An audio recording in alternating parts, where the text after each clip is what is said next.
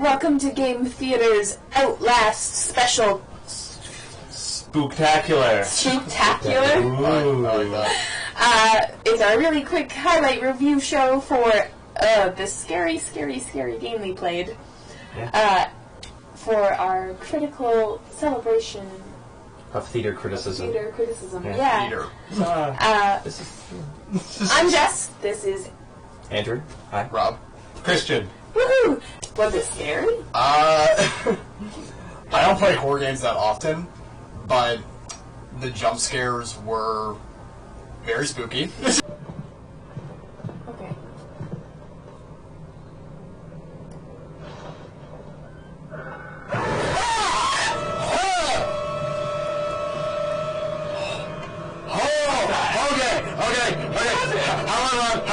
I, for one, don't get scared playing these sorts of games. I'm very calm and in control. Or is it safe to go? I think you should just go. Right? I don't trust him either. Right. I never said I was a trustworthy person. No, you didn't. You really aren't. But you're so sweet that it makes it seem like you are, and then it's even worse when you're not. Yep. He's there. You may want to leave. Hi, Brian. Is it really like an insta-kill? Yeah. No, not before. I put my camera away. They use a lot of similar movie magic sort of ideas where they use darkness in order to create tension, and they use music very heavily in the game in order to create a sense of fear in the player. And urgency. The story does a really good job of explaining itself and drawing you in at the very beginning when it's narrated. Okay. I find as the story progresses, it's operated through your camera. You have to record with your video camera in the game certain elements, and that produces new story elements, files that you get to read. But I feel that element of progression is lost because in the nature of the game, you're very hurried. You want to run away all the time. There's not a lot of time to sit and read calmly. And so they give up story for the sensation, the fear, which they do very well.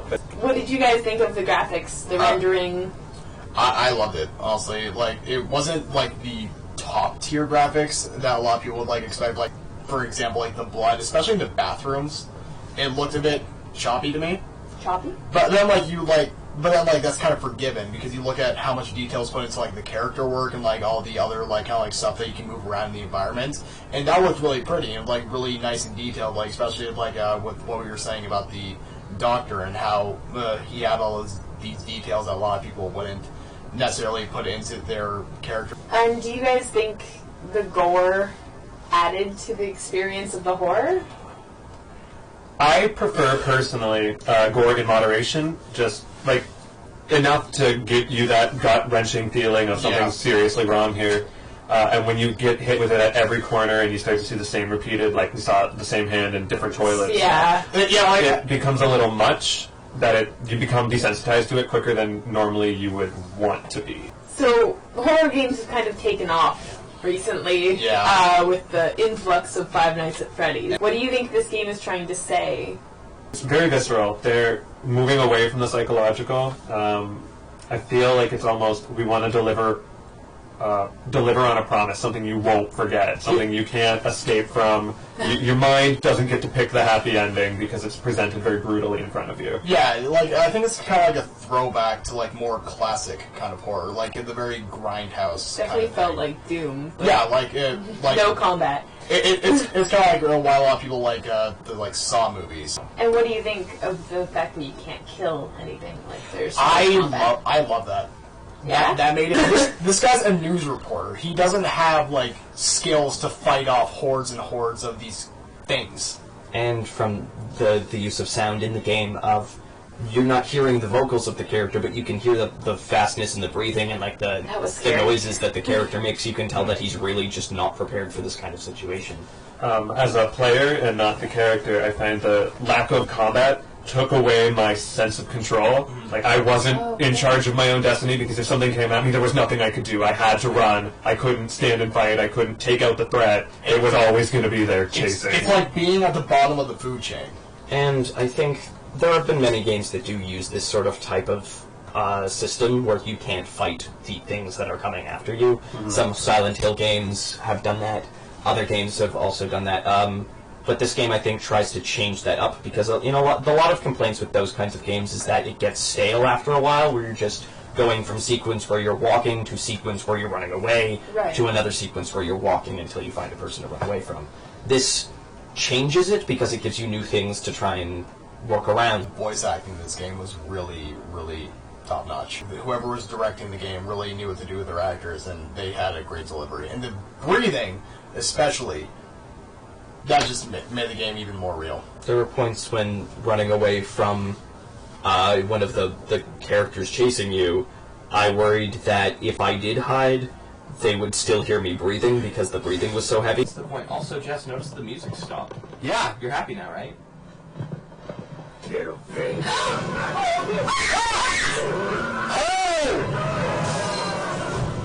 So, this game is Canadian. It's from Montreal, Very and proud. the game designer, and it's made by the company Red Barrels. Their co-founder, Philippe Morin, said, "We hope everyone who downloads Outlast over the coming weeks has a great time exploring the world we've built and unraveling the story. I also hope you all are terrified by the experience. Have fun and don't say we didn't warn you." I think that's an accurate way to put it. Did you have fun? Yes, very much. What is so. the fun of playing a horror game? I mean, I was terrified. I think the thrill of playing a horror game comes from being able to survive an event you wouldn't normally be put into. Okay. So being in this kind of asylum, I don't think I'll ever go to an asylum like this where inmates are running around trying to kill me. It's the thrill of being able to get into that fight or flight situation and then being able to escape from it. So, one last question. If you had to rate the game out of 5 thumbs... Give this game... I really enjoyed this. I think the use of the camera, the non-combat, the see in the dark, which made me really rely on an element I didn't think I would have to. I'd give it 5 thumbs. I mean it. 5 thumbs. What do you... You know, I'm gonna give it a solid 4.5. So 4.5 thumbs, yeah. I I meant 5 thumbs. The game was great. I would never ever play it, but I think it's awesome. We tried to convince you. So I'd give it 4 thumbs. Yeah. So it was pretty. General rating's around 4.5 thumbs. Yeah. All right. So.